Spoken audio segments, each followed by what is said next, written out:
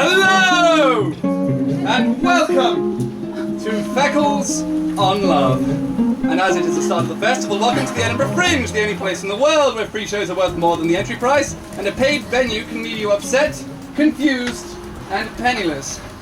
Please put your phones on silent, and we would like to remind you that we are a free show and every member of our cast and crew is up here off their own back. So please, if you enjoy any small part in this wonderfully varied cavalcade of comedic monologues, consider leaving a donation in the hat at the end. This show does feature some strong language and mild adult themes. Any complaints, praise or feedback should be noted down and firmly attached to a modest monetary donation to leave in the hats at the end. If you must leave during the performance, I have heard £20 notes are particularly quiet, so let's not be selfish. Love! However you've experienced it in your life, you're bound to share many aspects of love with everyone you know.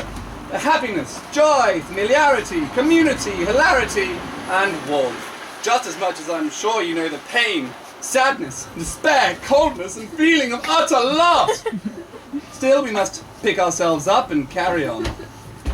Today we shall be presenting to you a marvellous myriad of monologues tackling this nebulous theme, featuring everything from drama to apathy, to name but a few delicacies on this lunchtime menu.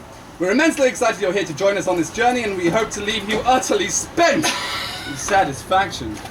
If buses came equipped with seatbelts, we'd advise you fasten them as we delve into the ever-fascinating, eternally frustrating mystery of the heart. We begin with an experience all too familiar to every one of us.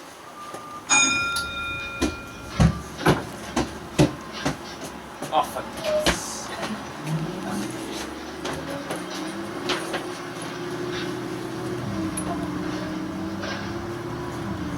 Route is always so packed. This is often my best chance of finding some space. I'm always having my legs squashed against the window by some large and normal-smelling guy.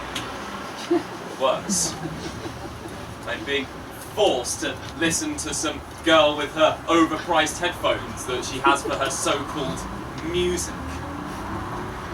And over there, that woman clearly doesn't care that her children are defacing the bus. Yes, you.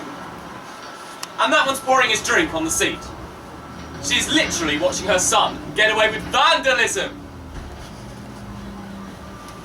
I hate parents who take their children on the bus. Why anyone would subject their offspring to these conditions, I have no idea.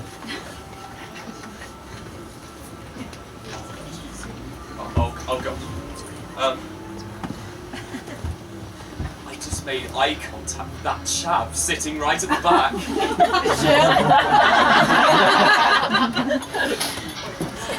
He isn't thinking I chose to look at him. Why would I choose to look at him? He looks so unpleasant. Oh God, he's getting up. Oh God. He's coming this way. Oh God. Oh God. He can't just kill me here. This is public transport. He can't just kill me. He's going downstairs. This is his stop. Oh, thank God. Oh, well, of course he would live here. Look at this neighbourhood. It's an absolute dump.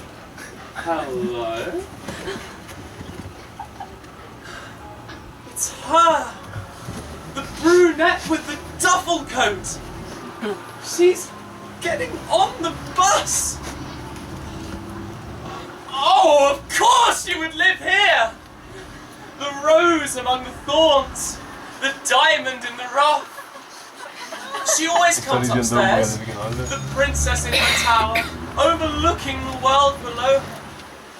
And the only free seat is in front of me. So rarely does she sit there. So rarely do I get to fill my senses with the scent of her lavender perfumed hair. Don't make eye contact. Don't make eye contact.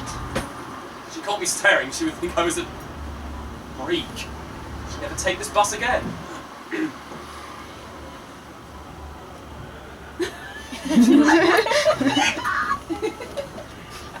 She looked at me! She looked at me! And she smiled! She recognises me! And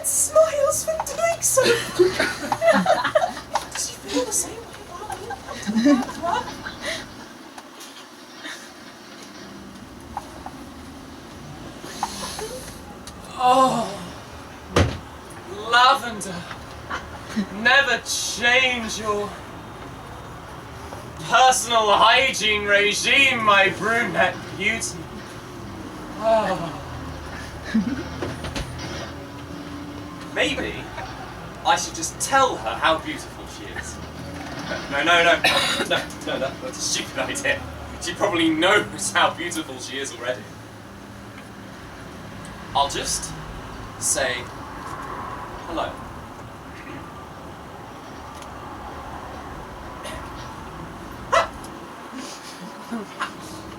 Hello? Go. No, where are you going? Where are you going? Don't go down there! No, what are you doing? You get off in town for a blueberry muffin and a skinny latte. Why are you getting off now? It's me. I scared her off. Stupid! Why did I say hello? I must follow her. I must follow her out immediately. Let her know how I feel. But if I go downstairs and I'll lose my seat. There are no other seats. Just a spot next to Mr. Goldilocks over there and that woman at the back with the right at the back with the hairy top lip. Getting off the bus. We're moving away. I'll never see her again. Oh, if only all these damn people weren't here! People will ruin everything! You weirdos!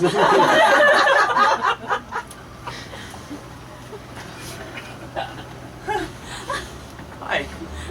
I think I'll just go downstairs.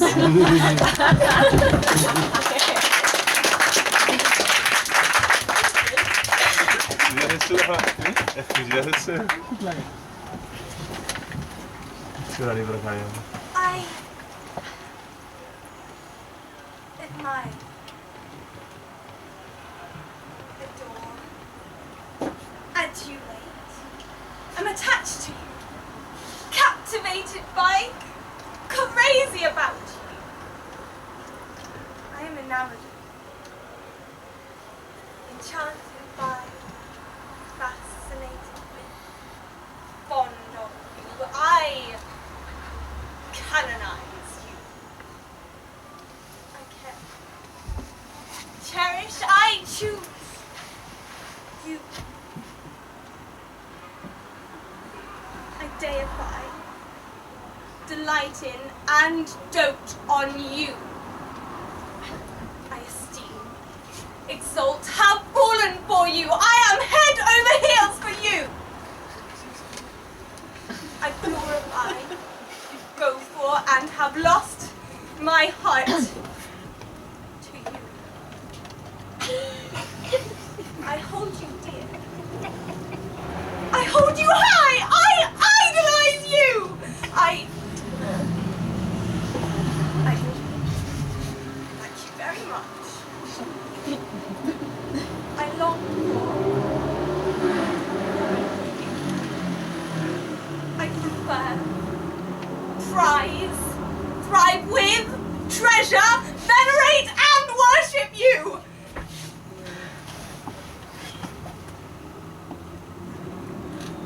But I can't actually say, I love you. Sorry.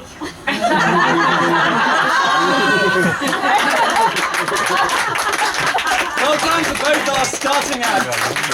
Very entertaining, dazzling, absorbing, spicy, ludicrous, and piquant.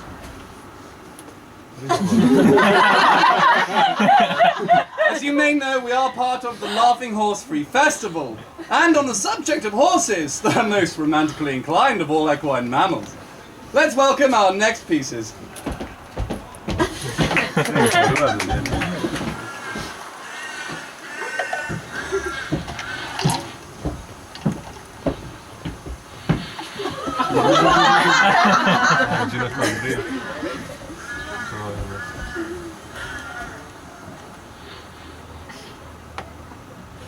My mother was a beauty, and my father was a stud. And believe me, because I do mean it literally, my father was, and still is, a horse. They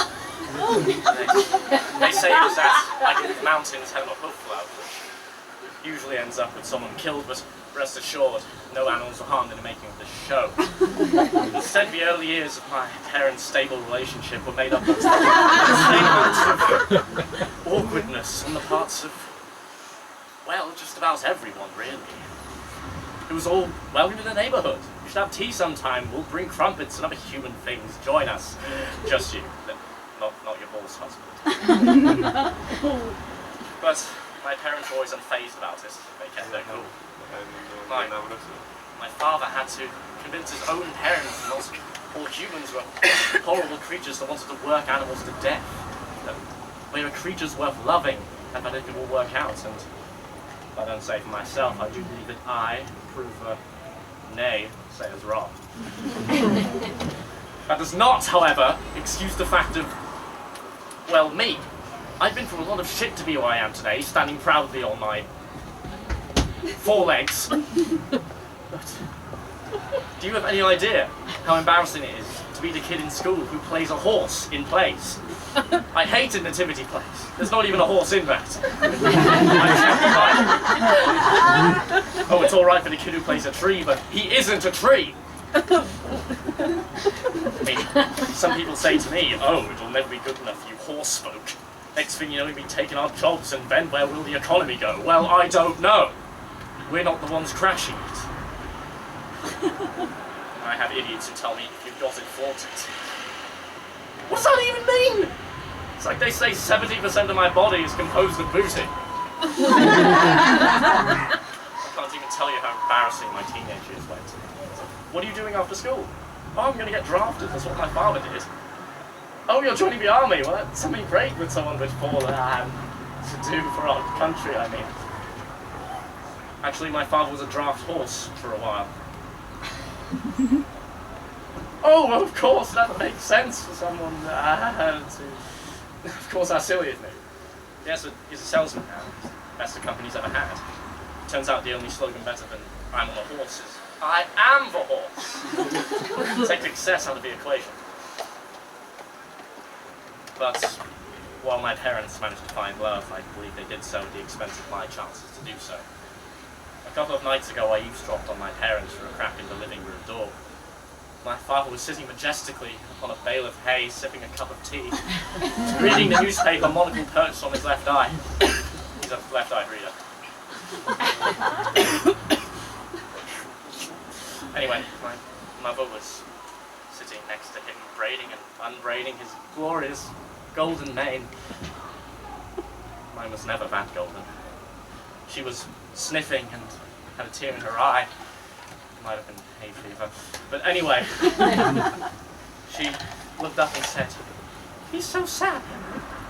I don't know what we should tell him." My father just put down his newspaper and said, "Tell him there's more fish in the sea." Ladies and gentlemen, allow me to introduce myself. My name is Zarius the Great, and my goodness, what beautiful women we have in the audience here tonight. Permit me to dazzle you, lovely people.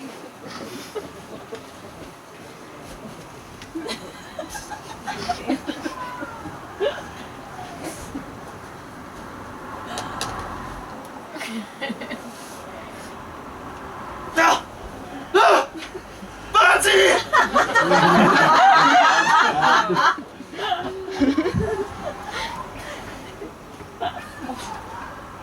Oh well, rabbit's foot is of course immensely lucky. So, it is evident to me that you are all quivering in your seats, asking yourselves, why is Azarius here? Do not allow yourselves to be intimidated, my friends. Although I am immersed in the glory and splendor of magic, do not fear me. I am here today to talk about love. My family wisely knew to nurture the talents of a true genius, and at birthdays and Christmases gifted me with magic sets. Card magic, coin magic, wand magic. Soon these were all mastered by my young, expert mind. Never before had such an extraordinary child walked the face of the planet, and as I grew, so too did my repertoire. When I successfully gave my caterpillar wings after weeks of patient care, I knew I was a wizard. I never became interested in women until I landed my first job touring with the traveling circus. Magic, which up until then had been my sole mistress, became my tool with which to ensnare these beautiful creatures. The first woman I ever approached was named Yasmin. For all my magnificence, confidence failed me, and I spent hours unable to speak to her. Eventually, my immense handsomeness defeated my sudden shyness, and she approached me first. She asked me how I became a magician. Of course, ignorance cannot be helped, and I explained to her how the magic flowed through my veins. Being naturally inclined to what has been termed as showing off, I offered to give her a demonstration. I produced a penny and began passing it between my fingers before displaying that it had vanished. Reaching towards her, I intended to produce the coin from behind her ear, but, well, my hand slipped, bringing the coin back from the ether, and the coin inexplicably became wedged inside her ear. I was a young man, floundering in the art of love. Of course, there would be some mistakes along the way, you understand. I bounced back. My attention was soon diverted by Sophie, who worked in my favorite coffee shop. Learning from my previous mistakes, I approached her first. Unfortunately, she was the one afflicted with shyness. She declined my offer of a date, but I kept after her in order to show her that she was worthy. As the months passed, she became more uncomfortable at my romantic gestures, until one day I discovered that she had left her job. I was devastated by my own curse of virile good looks. It was a low point. But how life favors a wizard. One night, on entering a bar, I spotted her, almost instantly, surrounded by a small gathering of friends. As I weaved my way towards her, she spotted me, and her eyes bulged in wonder. She made some attempts to stand and greet me, but I integrated myself into the group without need for her concern. Her friends, in a state of considerable drunkenness, clamoured to see the powers of which Sophie had apparently spoken, sweet girl. I complied. Levitation is always a powerful way to impress a lady. I pulled Sophie into the middle of the room, and I spread my hands. Concentration is the key to levitation. I may not have been as concentrated as I should have been. As her feet left the ground, our eyes met so passionately that I started forward for a kiss. I'd like it to be made known at this point that I have levitated far more complex things than a woman before, but at any rate, it wasn't my best day for levitation. She ended up sprawled on the table of drinks, and I found that I was no longer welcome in that establishment, or her heart. I asked myself, day and night, when will I ever find love? When will someone recognize my potential? I spent weeks adrift in the confines of sorrow. My world was black and I saw no end. Then, there was Lola. Now I know what you're all thinking. How can a woman save you from despair, great Azarius? Ladies and gentlemen, I was in love, wholeheartedly and unconditionally. Anything she could have asked, I would have done. What no one ever told me is that sometimes women ask for some ridiculous things. One morning, over a romantic mug of coffee, she asked me if I would perform the famous soaring in half trick with her as my assistant. And, well, bedazzled by affection, I lost track of the boxes I was shifting, and is there any greater horror than hearing your lover scream? But the and I hear she's coming along quite nicely, all things considered. Of course, there was some unpleasantness with the emergency services, and my soul was sadly confiscated. I am now experiencing my first taste of the prison system. And although, of course, I could use my magic to break through the bars and handcuffs, I have no intention to. Oh no. For you see, while at first I panicked and railed against the turns my life has taken me, now I see why I am here. My solicitor. She has the beauty of a meadow in spring and the bubbling personality of a freshly brewed cauldron. I was sent here so I could find her and make her my own. With my startlingly handsome good looks and the magical display I am planning, I intend to marry her before the year is out. This lonely wizard has finally found his witch.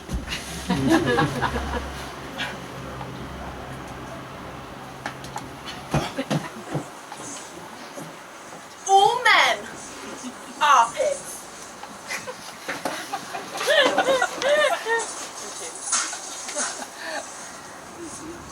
Ken is not. Oh, he's a bloody sweetheart, that one. Like, the other day, I was walking through the park and some bloke comes up to us. A right buzzard. Getting married and thinks he's all that. Looking at my tits. Ken is having none of that. So he goes over. That'll tell you what. Wow, right, bro. He'd do anything for me. We're in pub last night. There's me with my pan, my pack of crisps, and he leans into me with his big, dark eyes, and he gives me a proper wet kiss. Oh, disgusting, I know, but I do love him. Sorry, bastard. So I go for me. The eyes, big, dark eyes, like a good pie. So I look at my legs turn to jelly. That's what I first noticed about Mark Kenny. There he were, standing all alone, hair shining dim light at shelter. He couldn't take his eyes off me, so I knew a man. Mum says he's a dangerous breed, but show him love, beat a treat or two. Big fella's harmless. What will Mum know? She's more of a cat person.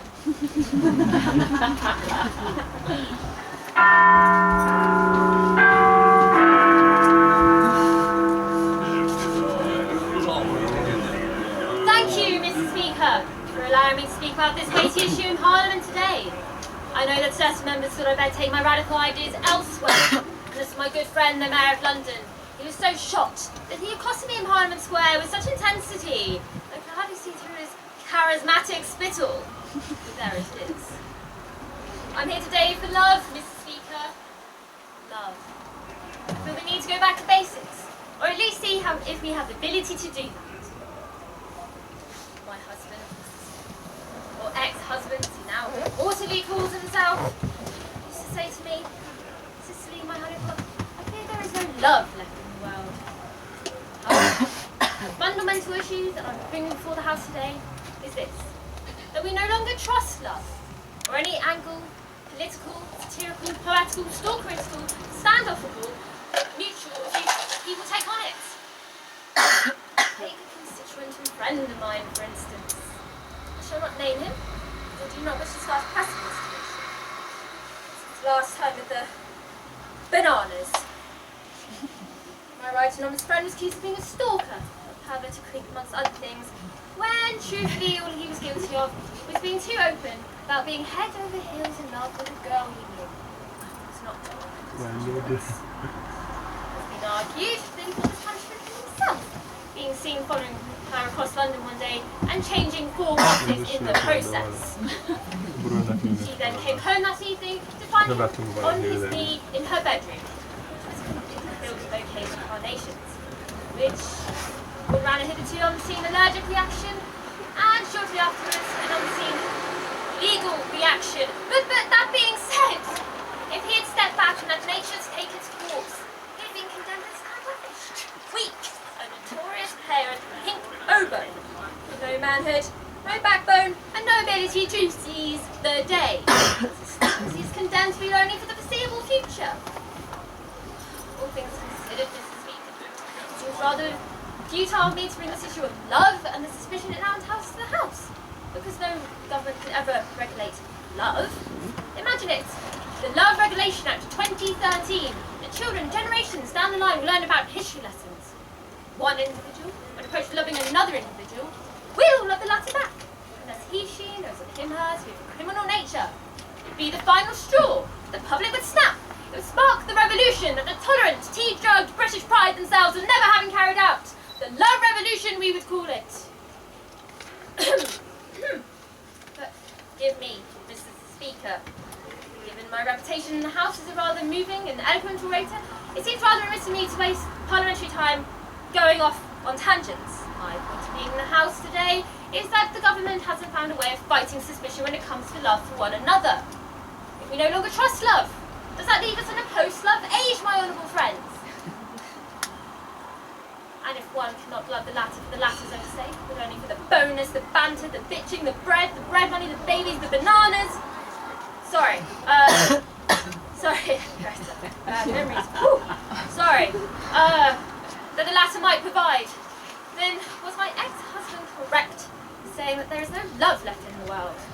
And that being the case, Mr. Prime Minister and Mr. Speaker, my good friends, the Prime Minister will forgive me. We are friends, Prime Minister. That night in the Savoy, remember? Will forgive me if I ask why you all look momentarily vacant. Why the Chancellor's fallen asleep? Oh, Deputy Prime Minister, I'm glad one member was moved by my speech. There is no need to take on so. I'm sure now that I've presented this issue to Parliament, there should be a draft legislation within a year. No need to cry on the front benches. Oh, you missed EastEnders last night. Yes, I see a lovely programme. Oh, my speech reminded the House of it. That's good to know, Mr. Speaker. Good to know.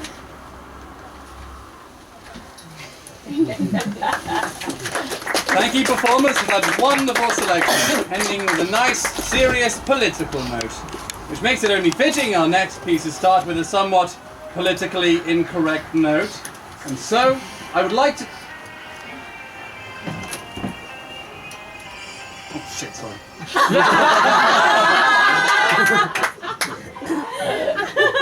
No, I told you not to friendly word. No, I haven't seen it. Why would I know where it is? Okay.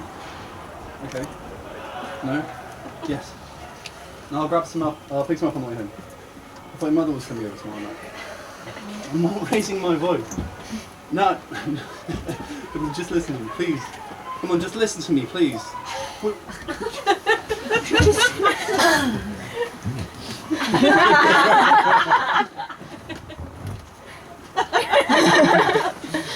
Anyway, on to our next performance.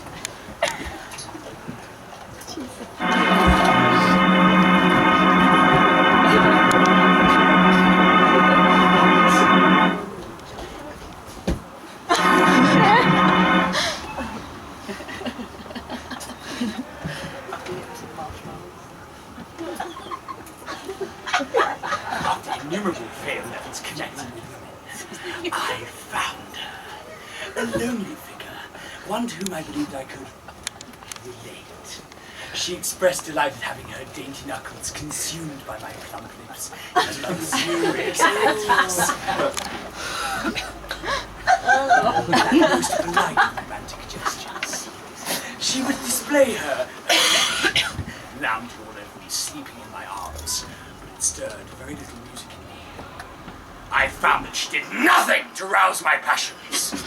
I had none of the pleasure one would believe a true gentleman deserved. One day, when my world was particularly black, I was running to attend a social engagement to catch a bus to get to the manor house of one of my best friends. I was obligated to appear with my wretched girlfriend, who begged me in her sickly way to attend.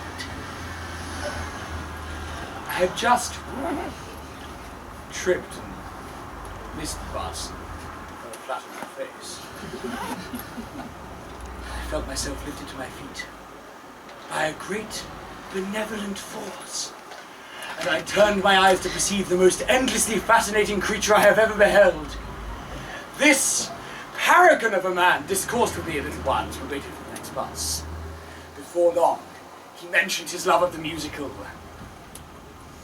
Singing in the Rain.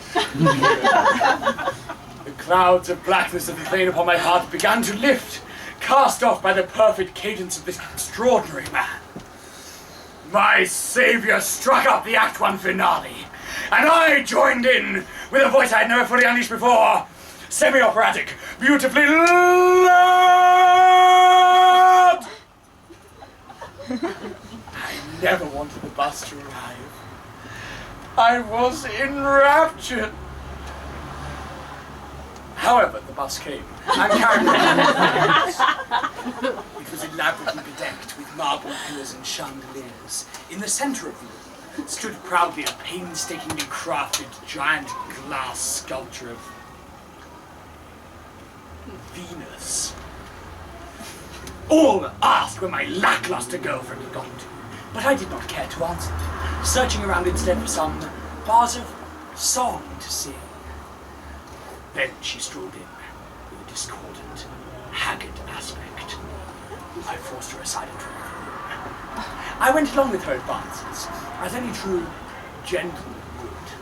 But the only music she could produce in me was but a limp and flat fart compared with the feelings I had experienced with the man at the bus stop. Soon, my rage overtook me. With a great sweep of my conductor's arms, I catapulted her swiftly onto the mantelpiece, whereupon she lay, drawn out and broken, weeping tears of pain. With my newfound vocal talents, I spelled out every one of her flaws. I was destroying her beautifully. The thought of my rendezvous with the man at the bus stop soon made my voice bellow, blasting the air with its terrible power as I ruptured her eardrums. I experienced a personal ecstasy so wondrous and joyous that finally, eventually, sumptuously, gorgeously, I reached the climax of my all-consuming song.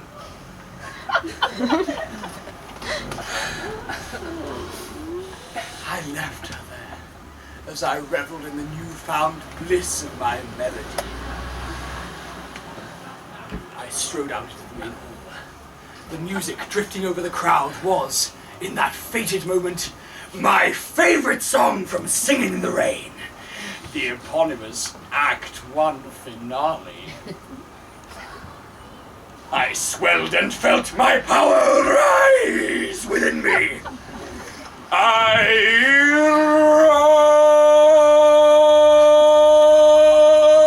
roared, semi-operatic with all my might. Statues fell from their plinths. The pillars began to crack and crumble, and as my ecstasy wished to hide previously unknown to mankind, singing in the rain, just singing in the rain, what a glorious feeling! The glass of the chandeliers erupted all over the crowd, blinding them, slicing them, penetrating them.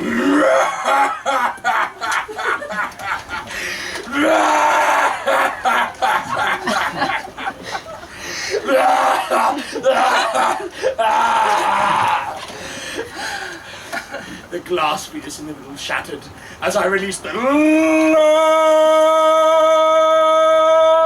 of my voice across the room. The falling of debris and percussion of frantically escaping feet served as a desperate applause. The curtains dropped as I bowed out.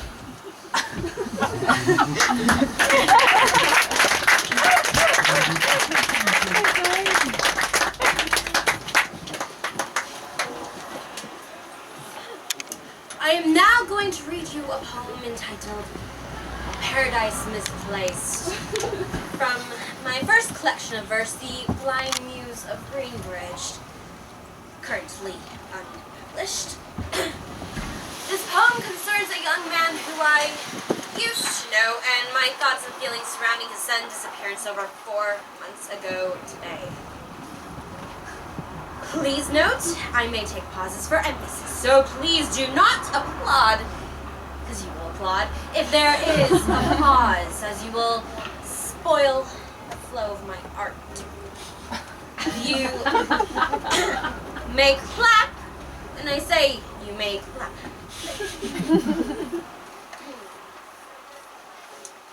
I forgot my sister's birthday, but I can't forget you. And how thou hast torn my frail heart into two. God could not have passed me down such a torture, and hell's hot fires could never be such a scorcher. You took off from me without any warning, so I composed this verse of unparalleled mourning. Without thee, I boil in broth of sorrowful dreams, with anger and hate in the tomato of creams, salt in my wounds and holes in my eyes, where beef stock tears age, wither, and despise. Chopping onions of uncertainty, when the knife slips and cuts, blood pouring out, raining passion and lust. Yet, for thee, my blood sweetens the soup of despair, for I'll only stop bleeding when you come back.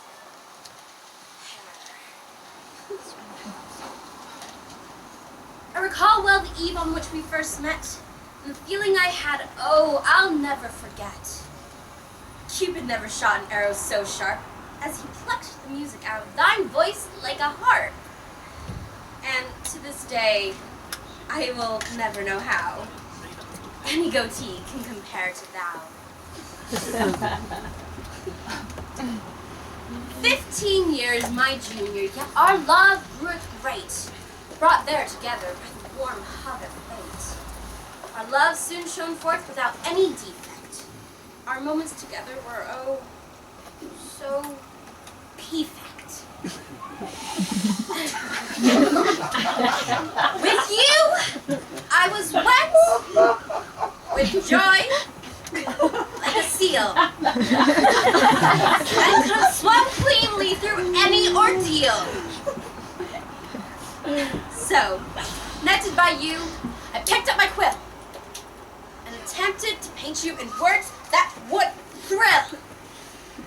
I wrote of your beauty, of your princely delights, and of the pleasure you gave me on those hot summer nights, of my stallion, my Lancelot, my albino Adonis, and how you went like a steam train at your fairy tale goddess. Whoa! I sat you down one night to read you my book of all the verse from your aura, which I took. And I could perfectly see how shocked you were by my dexterity. I could tell from your tears how moved you were then. You said you never need hear my poetry again. You who tried to spare me such labor, but it was all you, my dear, my muse, my savior. And now, your absence wells up at me, like a dog, terrier, raising me, pressing this timid moth. Licked by despair and flagellated by pain, I sang out for you again and again. I found your address and I posted my verse. Yet, your lack of response only made things seem worse. Romance! Ah! No thanks, I am done. I am Medea now to your puny JSON. I've slaughtered all my children. You might find written books. Love worthy of Venus, which thou hast forsook. And now, love is just a word on a plate, served up for me to interrogate. The hollow mocking O, and the violent V, bookended with indifference to the L and the E.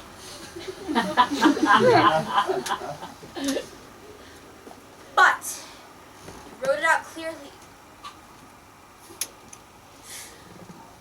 And no matter how hard I try,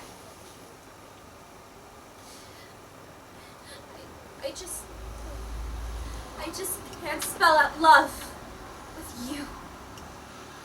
Die.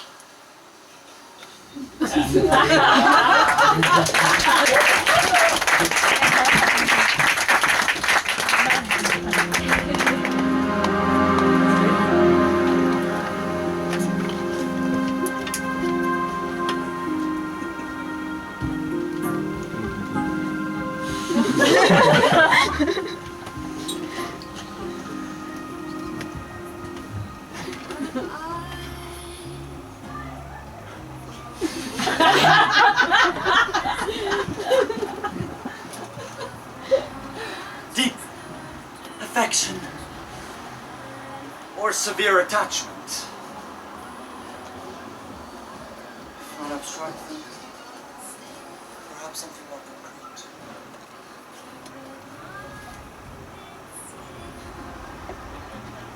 Fairy tale chocolate and flowers. Cheap wine and walks in the park. So cliche, I have trouble taking it all seriously. I see old couples round in public, and I think to myself, why should they be happy? If anything, I'm more likely to throw rocks at them than appreciate what they have.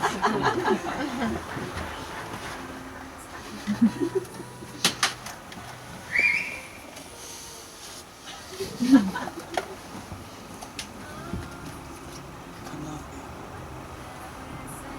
Ends to loneliness. A longing for attachment. I enjoy the companionship of cats, dogs, so what does that make me?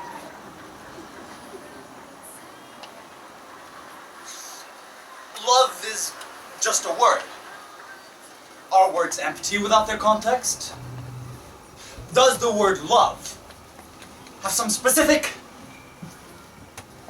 Boston cream filling that sets itself apart from its empty literary brethren?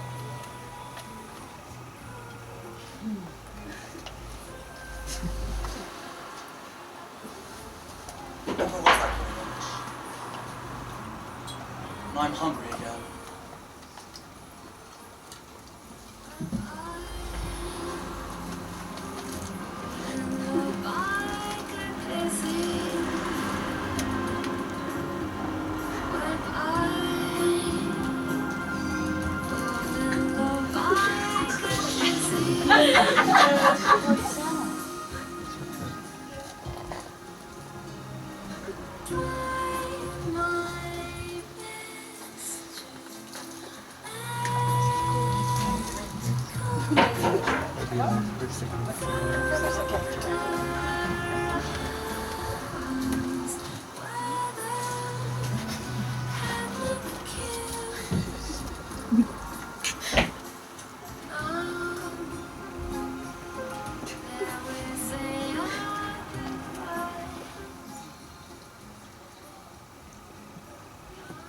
Why does love hold power? Why are some afraid of it? some hesitate to say it? Why do some crave love like I crave caffeine and cigarettes? None of this has answered my question.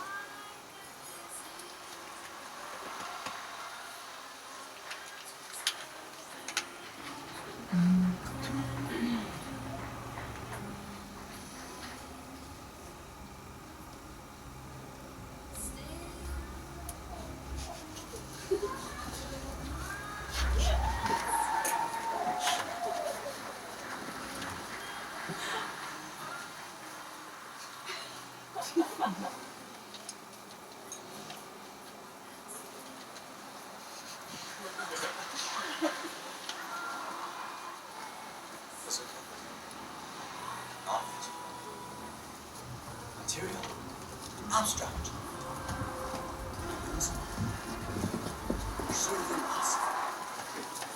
can love be attained if we believe it to be something so perfect? Why does everyone seek perfection when it doesn't exist? If love is so perfect, then surely it doesn't exist. Well, that's an answer, I guess. People are always so unrealistic about their expectations. Some dream of breakfasts in Scotland with their beloved. I just dream of Scotch.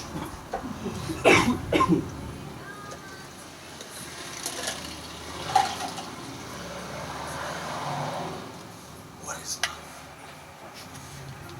Why is it such a big deal? Something so ideal is surely just a waste of time.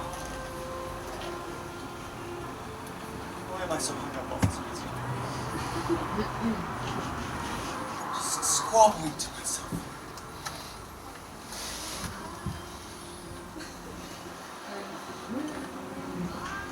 Wait. I remember. Montgomery left me last week, didn't he? I really hate Scotch.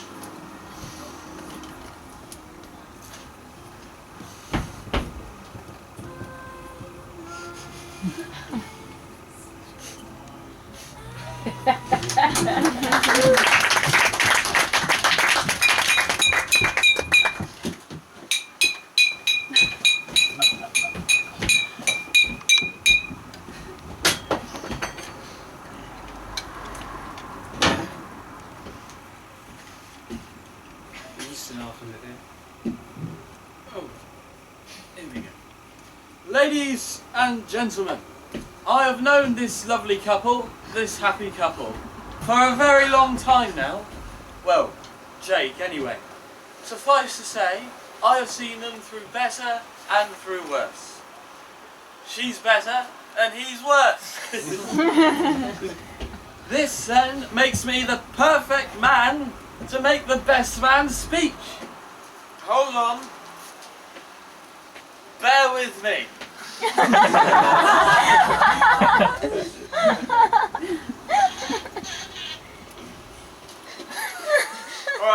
Alright. I'll try and make this as quick and painless as possible. Like pulling off a plaster or waxing, a subject which Jakey here knows only too much about. Grown back yet, mate? No? Pity. Before I begin, I would just like to thank John and Sheila for allowing their stunning daughter to marry my best friend with not a care for his enormous bank balance. And I want to thank Jake's parents, Bill and Daphne, for having me to stay over every evening for over a decade. You are saints to have put up with our fist fights, melted toy soldiers, wrestling matches, and of course dealing with Jake's pornography addiction. So I would like to thank you from the bottom of my heart. Or what's left of it.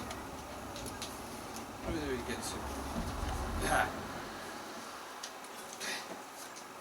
There we are. The bride and groom. the beautiful Sarah. If you ever need anything, I'm your man. So there's no getting rid of me that easily. Even in your hotel room all the way out in Megaloof, I hope you'll be thinking of me. That sounded less creepy in my head, I promise. Oh, Sarah, do you remember that time when it was dark and it was raining and the sunroof wouldn't close, so we parked under the tree, moved to the back seat? You fell asleep on my arm. You were so tired, but Jake didn't want to leave the club. Remember Jakey? What was her name that time? Amanda, wasn't it? No, it was Lorna that time, but that's all bridge under the water. Sorry, Sarah. Lovely, lovely Sarah. With the best taste in music out of all of you. Jake very much included. When I first met you, Sarah, I was more than impressed. Remember, I introduced you to my buddy here. Because, well, little did I know that 2 years further on, I'd be making your best man speech. But I'm not bitter or anything. I don't know how you've managed this one, Jakey. Let's be honest, you were a bit of a mess when I first introduced you to her. You were still all mopey over that one girl, Sandra, I think her name was. How many girls ago was that? You're a creep. You're a romantically inept little I'll start again. Git. Cheater. Slime ball. Idiot. Now, Jake, you have been my best friend for 20 years. Although we hated each other in nursery school. Something to do with a green crayon, I think. Since then, you have firmly attached yourself to me like a leech. I've seen you in various states of sobriety and undress, not always in the order you'd assume. But I believe it is customary to give the happy couple a couple of bits of advice. So, here goes. Jake, the dubious groom, you are one seriously lucky guy. Don't screw it up. Just don't. You need to tell her every day how brilliant she is at everything. And everything. No exceptions. Sarah, although you can do so much better, I wish you all the best. May your honeymoon last forever and Jake not let you down. Though I do have to say, Sarah Barry is nowhere near as interesting as Sarah Antoinez. But I'll just leave that there. So, ladies and gentlemen, raise your glasses. This counts. To my oldest friend Jake and my newest friend Sarah. If she ever changes her mind, she knows where to find me. Hang on, wait, I'm sorry. I just have to ask. Sarah, why? I mean, I've known him a good few years now. I've kept all his dirty little secrets, and I just don't get it. He's a prick! There's no nicer way of saying it, and believe me, I've tried. I know that old idiom, if you can't say anything nice, shut your pie hole. Well, it's been shut for a good few years now. Not even the tastiest pies has passed through this barrier. But the thing is, now I'm really fucking hungry. And you are the sweetest and most succulent of the pies. Sarah, I know you've married him already, but we weren't allowed to drink during the service. No, shut up, Jake! Shut up! You're just going to embarrass yourself in front of all these lovely people. Sarah, I'll see myself out. I said I'd see myself out.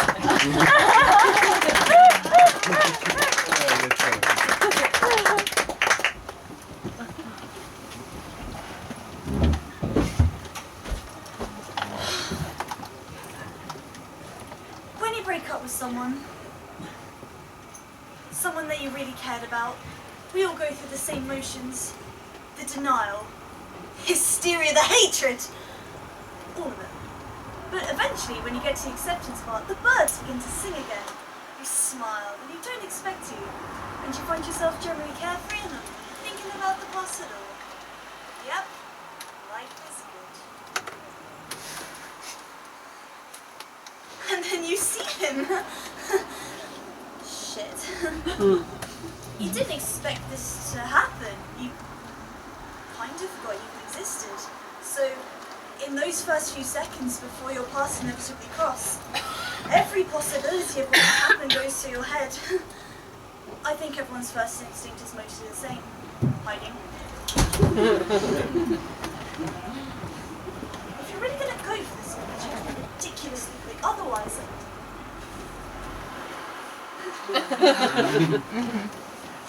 you look like a complete fool. You think about playing dumb and pretending to have a normal conversation. He's just a friend. But let's be honest here. Your brain's going a mile a minute. Nothing you say is going to make any sense.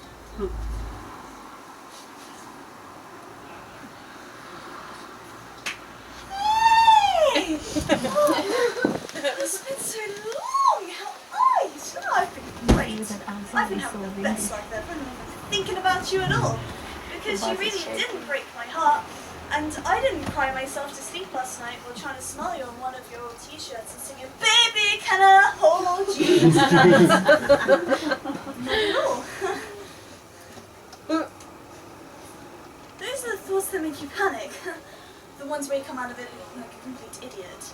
But brain's not all bad. For instance, hey, how's it going? I'm good. Haven't seen you before. Oh! I feel a bit mean about it, but the thought's too good to not to indulge in just a little bit. Your favourite fantasy by far is the rejection fantasy. It goes like this. You're walking down the street. You're looking good and feeling great. And when you see him, you barely spare him a second glance. And he's seen you too. He can see you're looking good and feeling great. And he comes up to you. I've made a horrible mistake! You are the best thing that ever happened to me. Please take me back. Save me from this black hole of despair and make my life wonderful and worth living again. And you look at him.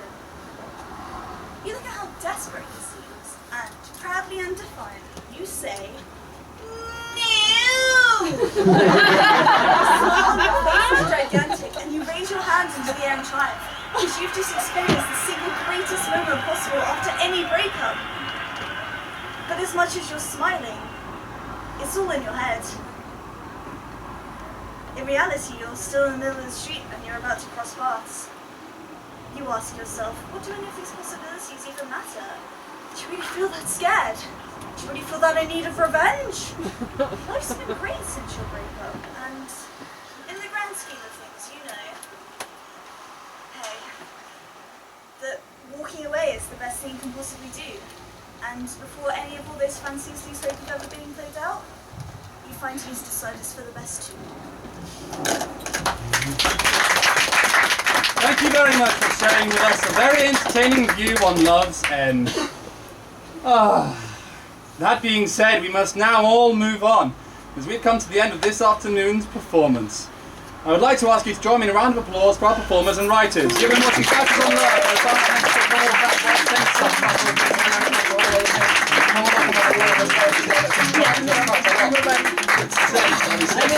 Stanley, James Powell, Paul Smith, Ray Field, Wayne Nixon, the three sisters, comedy, the show, produced by Peter Campbell Evans, Helen Anderson, social producer, Brennan Stone. With creative directors, Michael Bonner and Helen Anderson. You've been a wonderful audience. You've been our final audience for our trip to the Fringe this year. Thank you so much. It was a fantastic experience. And please, I'm sorry to have to ask, do consider leaving donations in the hats at the end to support our dedicated volunteer cast and crew. As this has been a free Festival Fringe show. Thank you and have a nice day.